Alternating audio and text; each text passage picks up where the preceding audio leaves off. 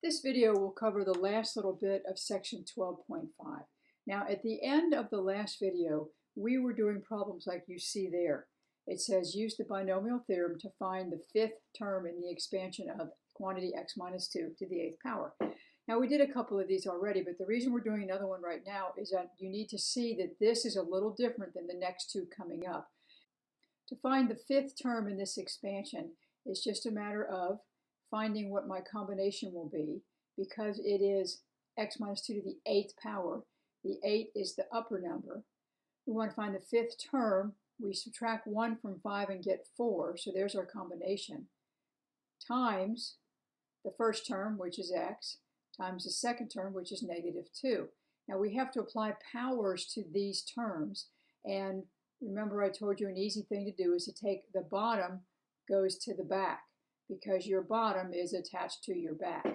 To come up with this power, we just subtract 4 from 8, which is also 4. So it's just coincidental that those are the same.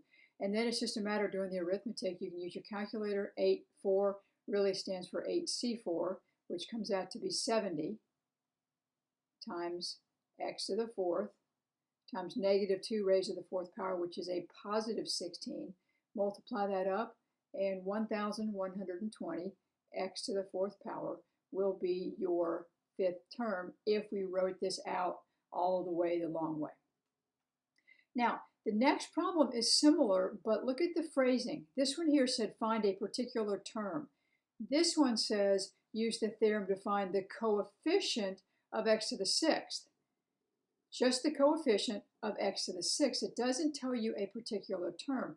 You've got to figure out where x to the sixth is. Now, x minus 1 to the ninth means there's going to be 10 terms. Remember that from the first video, we'll always have one more term than the power, so there's going to be 10 terms. This term right here will be x to the ninth. This term here will be x to the eighth. Now, times other stuff, times the coefficient, but it doesn't matter right now. We're just looking for the coefficient of x to the sixth. So you can keep writing this out. X to the seventh, x to the sixth lands right there, which is the 1, 2, 3, fourth term. So this is the same thing as saying find the fourth term in this expansion. Now I can use my cookie cutter.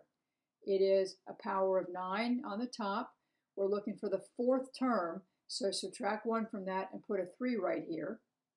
And we have an x to some power, which we'll apply in a second, and then negative 1 to some power.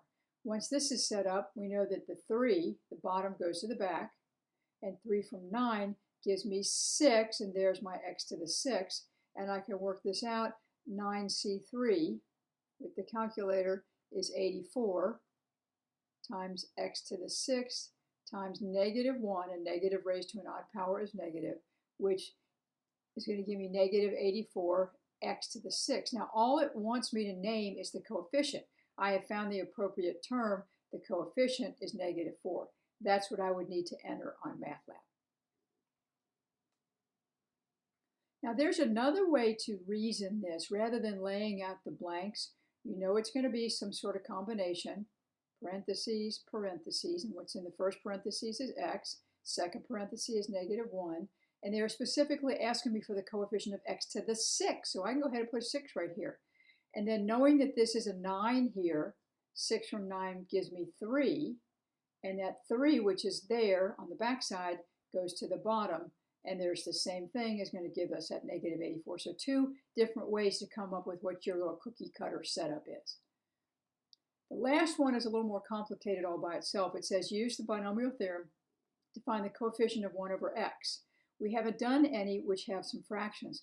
And really the only way to do this is to first off do the whole expansion of 3x plus 1 over x to the third power. And I'll tell you why in a minute. So to start this, we want to get the coefficients, which are 1, 3, 3, 1. Those come directly from the Pascal's triangle. Or you could write out your combinations 3, 0, 3, 1, 3, 2, 3, 3. I think when the powers are pretty low, just going back to the triangle is the easiest way to go, but your choice. Everything's plus because the sign in between here is plus. First term is 3x raised to the third power. Continuing with 3x here, raised to the second power. Another 3x, this time raised to the first power. And then this would be 3x raised to the 0th power, which means we're not going to write the 3x at all. At the same time, we start looking at the back term, which is 1 over x. Nothing here. This is 1 over x to the first. This is 1 over x to the second. And this is 1 over x to the third. Now, don't be fooled and look at this 1 over x right here and think, oh, it's just this over here. It is not, because we end up with multiplying the 3 times the 3x quantity squared, which changes things. That's why I said in the beginning, what we just really need to do is just write out the whole expansion. So if we finish off this arithmetic here, then 3x cubed will be 27x cubed. Not that I really care, it's x cubed, that's all I care about. I need to find the coefficient of 1 over x. So when I finish out a term that ends up with 1 over x, then I know I have the right thing. This is 3 times 3 squared, which is 9, times x squared times 1 over x. So this is 27. X squared over x is just x. Come to the next one, 3 times 3 is 9 times x times 1 over x squared, and you end up with 9 times 1 over x. And just to finish this, cube this, we end up with 1 over x cubed.